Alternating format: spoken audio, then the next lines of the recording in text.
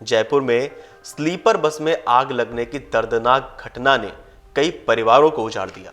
हादसा इतना भयावह था कि इसे भूल पाना आसान नहीं होगा।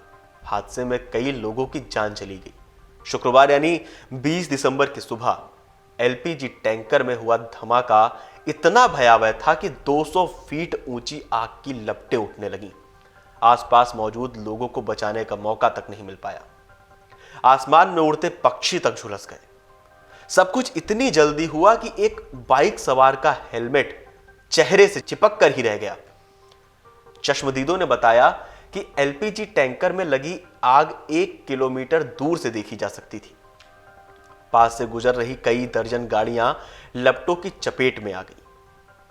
इसके बाद अफरा तफरी मच गई। लोग जान बचाने के लिए इधर उधर भाग रहे थे। बस में मौजूद रहे एक यात्री ने बताया कि सुबह करीब 5:30 बजे का वक्त था कि अचानक बस रुकी, जिसके बाद धमाके की आवाज सुनाई दी। देखते ही देखते आग बस के हर तरफ फैल गई। दरवाजे बंद थे। यात्रियों ने बस की खिड़की तोड़ी और बाहर कूदने लगे। कुछ लोग बस में फंसे रह गए और जिंदा जल गए।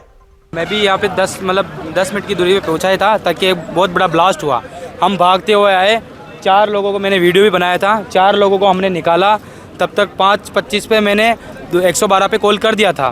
तो हुआ एग्जैक्ट ये था कि जैसे ये टैंकर यहाँ से रिंग रोड से क्रॉस हो रहा था और उधर से एक ट्रेलर आया टैंकर, दूसरा वाला डब्बा, तो उसी ने एकदम से इसमें चपेट मारी। इससे 10 मिनट तक तो गैस लीकेज हुई। 10 मिनट तक तो गैस लीकेज। जब तक गैस लीकेज हुई तब तक जिनको निकलना था निकल चुके थे लोग।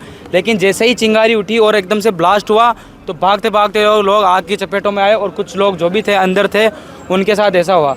एक बस भी चपेट में आई, एक रोडवेज बस थी, एक स्लीपर बस थी। इनमें सब में आग लग गई। पास की कंपनियों में इनमें सब में आग गई। बत्ती चालू थी क्या उस टाइम? बत्ती चालू थी।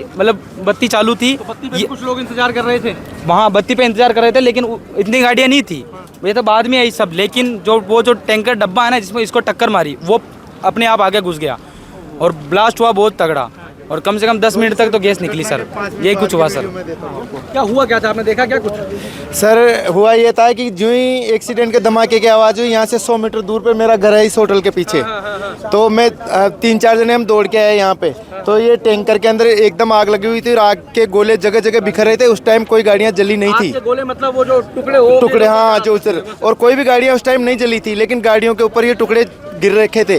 फिर हमने गाड़ियों को खाली कराना चालू किया, लेकिन कोई सहायता थी नहीं, इसलिए आग अनियंत्रित होती गई और ये बस के अंदर आग लग गई। एक हरियाणा रोडवेज की बस के अंदर से आदमियों को सुरक्षित उतारा हमने और सामने एक पिकअप खड़ी थी, उसका ड्राइवर फंस गया था, उससे अनलॉक नहीं हो रहा था, उसको अनलॉक करके हमने निकाला और सबको भेजा आगे। लगभग कितनी गाड़ियाँ चपेटे में आई? गाड़ियाँ लगभग 20 से 25-30 गाड़ियों के लगभग चपेटे में। हाँ, 100 से 200 मीटर के आसपास की चीजें जलकर राख हो गई। जिस टैंकर से हादसा हुआ उसमें 18 टन एलपीजी भरी हुई थी। हादसे में मरने वालों की संख्या अब 14 हो गई है। एक्सीडेंट में 5 लोग मौके पर ही जिंदा जल गए। वहीं 7 लोगों ने सवाई मानसिंह हॉस्पिटल में इलाज के दौरान दम तोड़ा था। दिल्ली पब्लिक स्कूल के पास हुए एक्सीडेंट में झुलसे 35 लोग अब भी हॉस्पिटल में एडमिट हैं। इस हादसे में 25 लोग 75% तक झुलसे हुए हैं। सवाई मानसिंह हॉस्पिटल में पहुंचे कई शवों की अब तक पहचान तक नहीं हो सकी है। जयपुर अग्निकांड पर प्रधानमंत्री नरेंद्र मोदी ने मुआवजे का ऐलान किया है। इस हादसे में मरने वालों के परिवार वालों को 2 लाख रुपए की आर्थिक मदद करने की घोषणा की गई है। साथ ही घायलों के परिवार वालों को 50,000 रुपए दिए जाएंगे। वहीं सीएम भजनलाल ने मृतकों के परिजनों को 5-5 लाख रुपए और घायलों को 1 लाख रुपए की आर्थिक सहायता देने की घोषणा की है। इस तरह से इस अग्निकांड में मृतकों के परिवार वालों को कुल 7-7 लाख रुपए मिलेंगे। वहीं घायलों को 1,50,000 रुपए मिलेंगे। अगर आप ये वीडियो YouTube पर देख रहे हैं तो हमारे चैनल को सब्सक्राइब कर बेल आइकन दबाएं और Facebook पर देख रहे हैं तो हमारे पेज को लाइक करें। 8 मिलियन प्लस सब्सक्राइबर, आपके इस भरोसे के लिए बहुत धन्यवाद।